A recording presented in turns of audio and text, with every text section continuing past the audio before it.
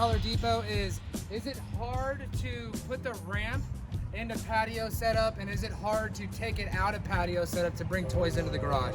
So today I'm going to be showing you how to basically do that. So this trailer right here has really nice latches. They just lift up. They actually have built-in locks and everything too. You can see right here. So what happens is you just lift this up. You're going to go ahead and twist it all the way around on either side. And that's actually going to unlock the ramp. And now what you do is you actually can just pull straight down like this.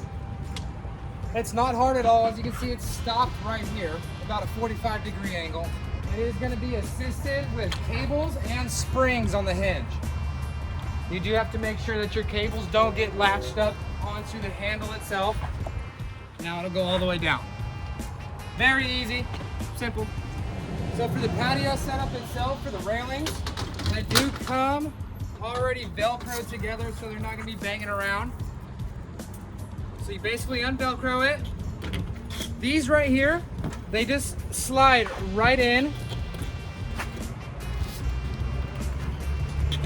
to that little slot right there. And that's going to secure the railings into place. Go ahead and bring this one, you unvelcro it, slide it into place. Slide the other one into place. Now you have yourself a full-blown patio and you're ready to party. All right, so now I'm going to be showing everyone how to basically take it out of patio setup and put it into ramp setup so you're able to drive your toys into here.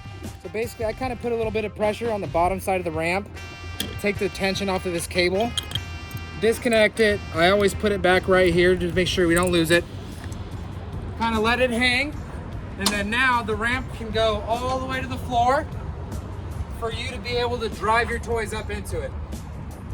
What you're gonna wanna do though is swing out your actual patio setup and open your all-weather doors. That way, it's just a quick and easy little drive up into the garage. Hope the tip was useful today. Check out our YouTube page for more videos of camping done right.